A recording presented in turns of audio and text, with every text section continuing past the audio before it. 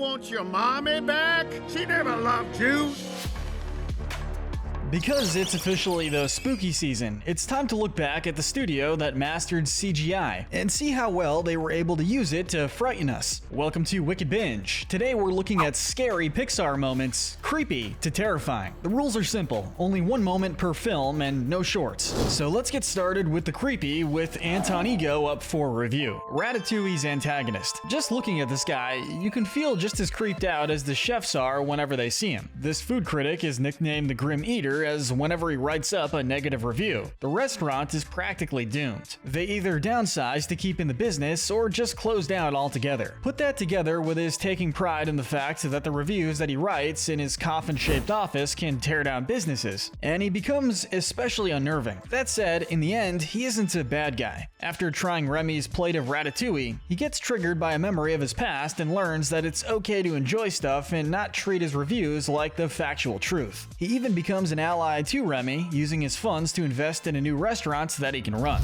Moving on, we have a nightmare of a playtime with Woody's nightmare. In Toy Story 2, Woody's arm gets a rip and he starts to panic about Andy not wanting him anymore. This leads to a nightmare of Woody dreaming about Andy coming home from cowboy camp, seeing Woody with a rip in his arm, and suddenly, in a very monotonous voice, stating how he doesn't want to play with Woody anymore. I don't want to play with you anymore. Leading to two things. The first is a scene with Woody being tossed into a trash can after falling through some cards, making for a pretty trippy scene as he tries to reach out for Andy, only for the trash to come to life and force him down as Andy slowly closes the lid, creating a really creepy nightmare. The second thing is that this led to the internet memeing it to the high heavens, as they typically do with any emotional scene. Speeding on in and crashing spectacularly is The King's Crash. Now, Cars is one of Pixar's weakest franchises, but it does have some good moments, and here, it took someone almost dying for said good moment to be revealed. Chick Hicks is almost about to lose the tiebreaker race, and in a last-minute ace in the hole, he flat-out resorts to swiping the king off the road, sending him flying and hurtling down the racetrack. It's clear from the aftermath that this crash was pretty damaging to him in the end, alongside Lightning remembering how Doc crashed just like him and couldn't race again. Thankfully, Lightning McQueen had a dose of character development in his fuel that day, and was willing to go back and let Chick Hicks win the race as he helped the king get past the finish line. Considering how this was based on Richard Petty's crash in 1988, it gives it a bit more nightmare fuel to push it above the other two moments so far. No wonder the crowd turned on Chick Hicks during the award ceremony. It's a more intentional scare with some revenge on Sid. Pixar's first outing had them use Sid's house for some terrifying moments, but the scariest part has to be from someone besides Sid here, in an attempt to free Buzz from Sid launching him with a rocket strapped on his back. Woody rounds up Sid's other toys and leads them down into the backyard. As Sid counts down, he can see them slowly getting into place, and the audience is left wondering what they're doing. Then when Woody starts talking, Sid thinks he's busted, only for Woody to bust his worldview, while not moving his face as he would talking to other toys.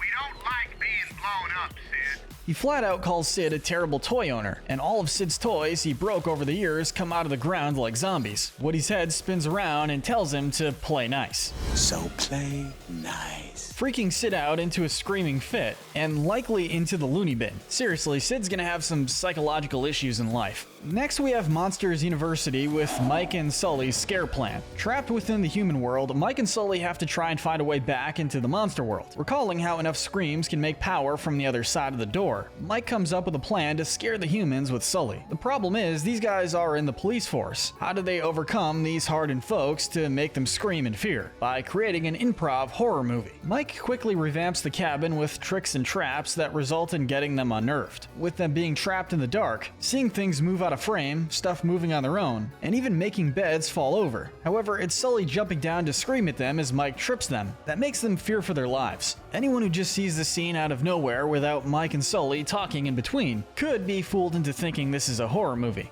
But before we get to our next entry, today's video is sponsored by PIA VPN. If you're a fan of Wicked Binge, I'm sure you also watch a lot of cartoons and animated series on Netflix, Disney Plus, and all sorts of other streaming services. But a lot of times, your favorite content isn't available. But did you know that all of these streaming services have different libraries of available content based on the region of the world that you're currently in? That means there's content that's available around the world that's region blocked here in the United States, and vice versa. But you can get around this super easy by using private internet access VPN. Here are some shows that aren't available in the US, but we can unlock them just by changing our location. I can use PIA VPN to change my server to another country, and boom, they're instantly available. And it's actually pretty crazy how much stuff there is that's region restricted that you can unlock instantly with a VPN. On Disney+, Netflix, Hulu, and pretty much all the major streaming services. On top of that, it's also a great added security precaution to protect your data from hackers, internet service providers, and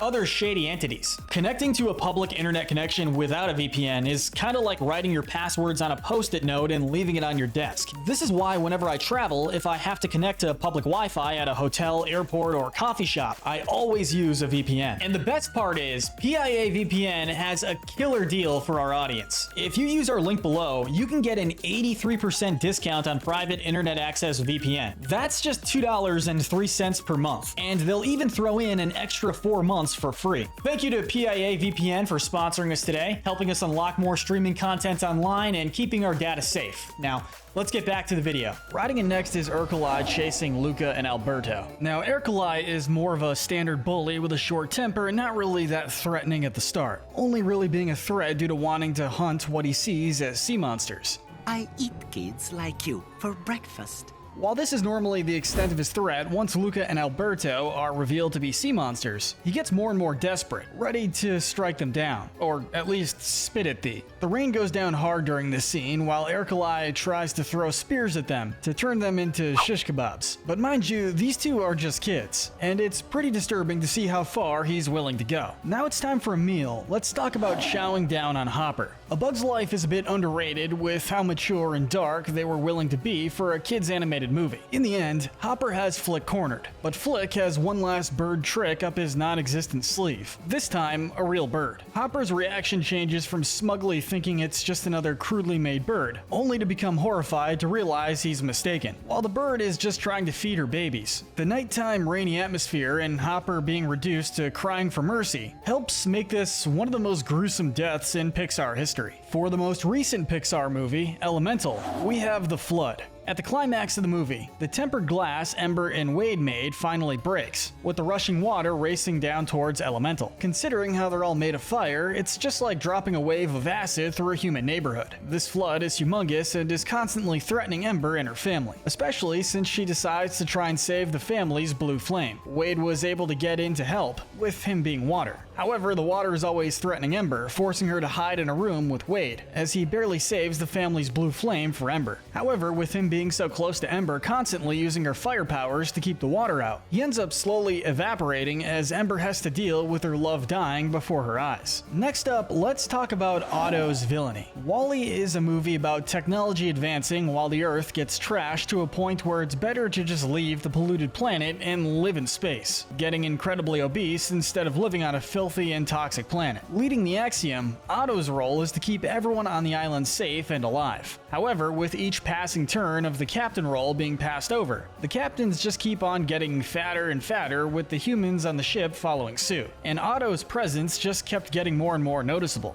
I insist you give me the plan. Following Directive A113, which is a letter and number combination we've probably heard before in other Pixar movies. Otto isn't interested in letting the captain have control of the ship and is instead planning to control them forever. Otto is actually a pretty terrifying representation of advanced technology that might even be more relevant today than ever. One small step for man and one giant leap for Izzy's space jump. Now, Lightyear kind of failed to live up to the idea of being Andy's Star Wars, but one thing it did excel at was the visuals, and they lead to one tense scene in particular. In order to reach Buzz to help him out, Izzy needs to jump from one end of Zurg Station to the other. The only problem is that this area she's jumping through is outer space itself. The audience can see just how vast and empty it is, meaning that one angle off her jump would send Izzy careening through space. Socks almost suffers this fate as well, and it's a horrific moment for anyone with astrophobia out there. And if that sounds like you and you let out a scream, the Scream Extractor can take care of it. Monsters Inc. is one of Pixar's most well-known as well as most loved films. and part of the reason was it actually did villains really well, having both a regular one and a good twist villain. Randall's plan with this machine is quite horrifying.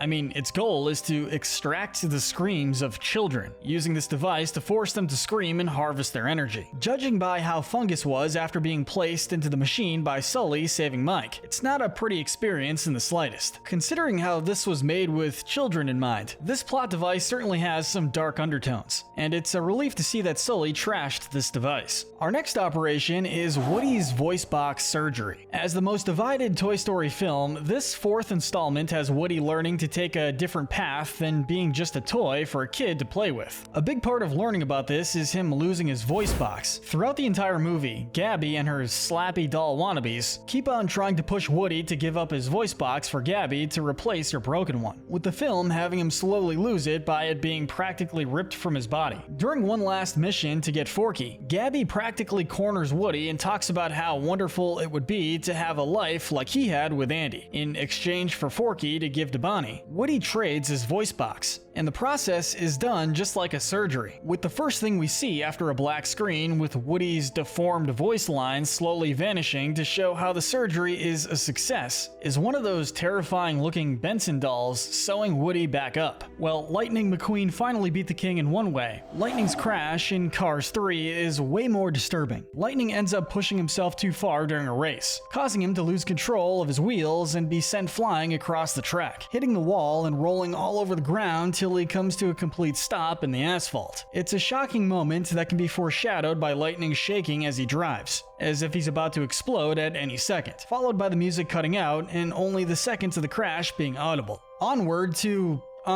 with the trap-filled cave. Sure, the Curse Dragon is a surprisingly interesting and intense final boss that came out of nowhere, making good use of the high school, but the heroes are a bit too prepared and powerful to be completely scary. Here, Ian and Barley are still inexperienced a bit, alone with no outside help, and are by themselves in a claustrophobic place, not helped by all the evidence showing that this cave has claimed countless lives before, with the gelatinous cube having bones and armor inside its body. It's clear that it's been here and feasting for quite a while, to say the least, and with the water tunnel, Ian and Barley would have flat out died without the father being just a pair of legs. This is certainly a leg up in terms of more tense moments from Pixar. Now here's a movie you definitely forgot. Next is Thunderclap chasing Spot in The Good Dinosaur. Like Ercoli, Thunderclap is a more silly than serious threat. However, he is more than happy to eat and kill his prey, making this silly attitude feel a bit more terrifying with how much he's willing to do without caring about the consequences.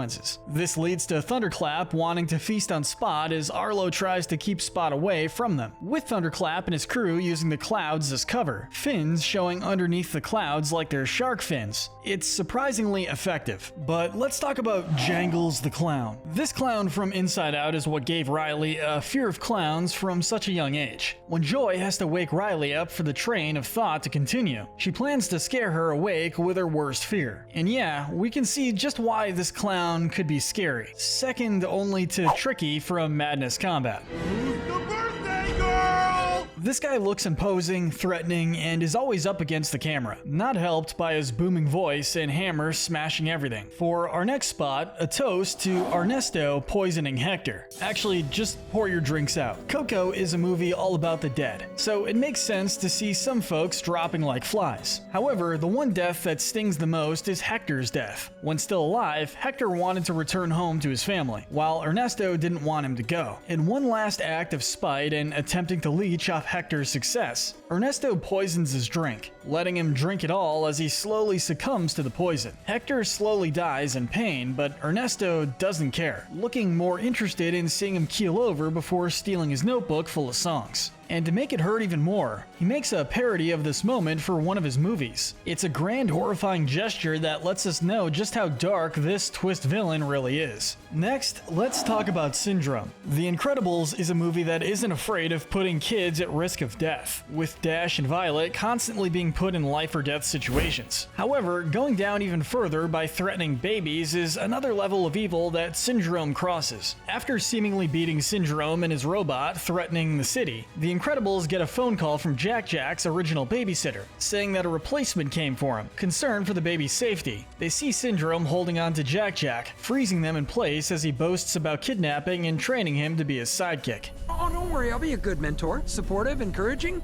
It's a surprisingly dark turn, especially since the story was already seemingly wrapped up. Let's move on to the tale of Kung Fu Panda, or we mean Ming's Red Panda. When Mei Li decides to keep her panda form and race off to the concert, something breaks inside her mother, with her getting more and more angry. With her talisman broken, Ming's Red Panda is finally unleashed. Unlike Mei and her cute small panda form, Ming's Red Panda is as tall as a skyscraper. Her mere presence is instantly felt, with her stomps getting louder and louder, tearing off the stadium's roof and yelling at Mei about how much trouble she's in. Her emotional state is a wreck as she has no control over her panda form, and with her power, could very easily kill Mei by accident. From panda attack to shark attack, next we have Bloodthirsty Bruce. Finding Nemo is a film all about trying to find a missing son, making the premise one of the darker movies Pixar has produced. And here we see one of these dark moments in the film. Now Bruce is one of the more friendly fishes Marlin and Dory meet on their journey. Sure, he looks horrifying, but he's a stand-up guy promoting the idea of sharks going vegan.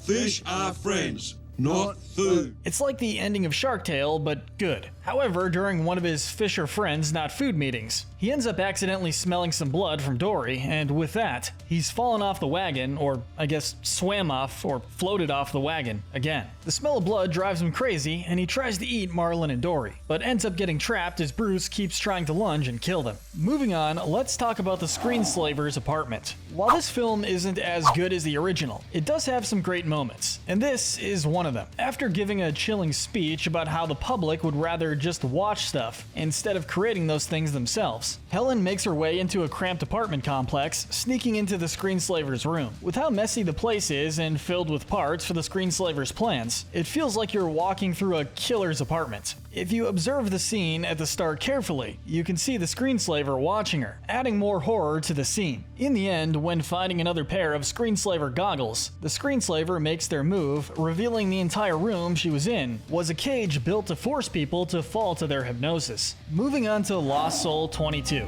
This movie about death saved the best for last. After a fight between Joe and 22, with Joe getting 22's Earth Pass after saying how she has no purpose, Joe ends up feeling guilty about this and returns to the U seminar to give her Earth Pass back. However, 22 has lost it and becomes a lost soul, a beast who only knows how to lash back. Once Joe manages to get inside it, 22 is at the center of the beast, controlling by repeating just how much her life lacks purpose. With all her past mentors, including Joe, constantly talking down to her, it isn't until Joe gives her a sycamore seed and reassures her that simply living is reason enough to live that she's able to snap out of it. Just within our top 5, we have Muntz's helmet collection. After seemingly being nice to Carl and Russell, the pair end up finding Muntz reminiscing about other explorers. As he does, he keeps pointing towards helmets, talking about who they belong to, before saying how interested he is in how Carl's tale ends. I can't wait to hear how it ends. This is the point where both he and the audience realize that Muntz has lost it, and they book it. This ends up with Muntz declaring them enemies for trying to keep Kevin safe, and wants both Russell and Carl dead. Just outside the top 3, we have something truly terrifying. Cars 2. More specifically, we have Rod Torque Redline's death. To give this movie some credit, it has one numerical feat that none of the other Pixar movies have. And we don't mean the movie having the lowest Rotten Tomato review score of any Pixar movie, but rather the highest kill count of any Pixar movie. Yeah, for some reason they decided to make Cars 2 a spy movie with high stakes, and to be fair, the scenes do feel like a spy movie with some good action scenes and tense moments. When captured by the enemy, Rod tries his best to keep an act going by saying how tough he is. It's clear that after being fed the Allen and having the camera on him, the electromagnetic pulse is greatly affecting him. And when he sees that Professor Z has finally pinned down Mater, who he pinned down classified information on, he finally can't keep the act up and is rewarded by flat out dying. We see it in a reflection on the TV screen, and from what we see, it's not pretty,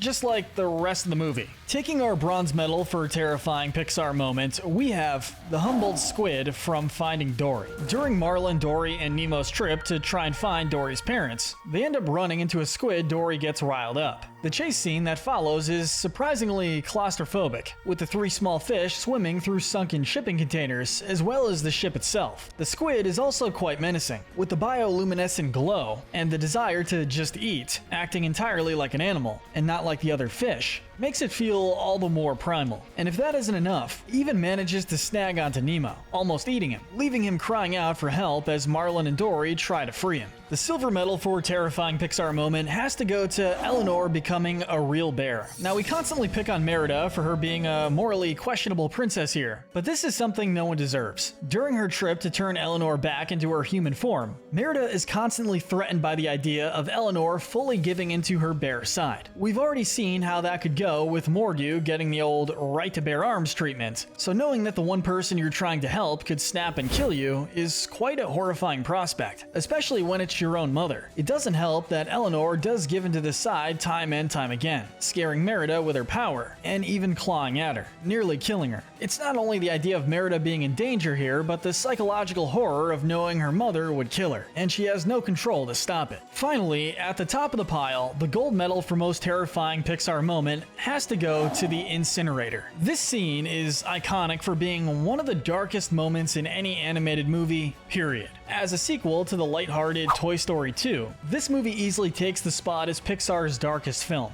Woody almost watching his friends die at the start, daycare becoming a dark prison at night, Lotso's backstory with him manipulating Baby into his cause, and some of the more existential themes. Of course, the climax of this film is the darkest of all. With the toys all facing the incinerator, their last hope is Lotso, who they just helped reach an emergency stop button. Lotso does reach it, but he then tells Woody and his friends to drop dead, and takes off with the hope that they're all killed. Where's your kid now, Sheriff? It leads to a very tense scene with Woody and the gang trying to get away from their impending doom after falling into the furnace. However, realizing that there is no way out, they just accept their fate, join hands, and await the inevitable. Of course, we know that the toy aliens were able to find them with the biggest callback ever in the series. But that lead up with the foreboding colors, the acceptance of death, and the haunting music all add into one incredibly terrifying scene for an animated movie. We can see this giving kids nightmares when they first saw the scene, and leaving a big impact on them because of how dark it is.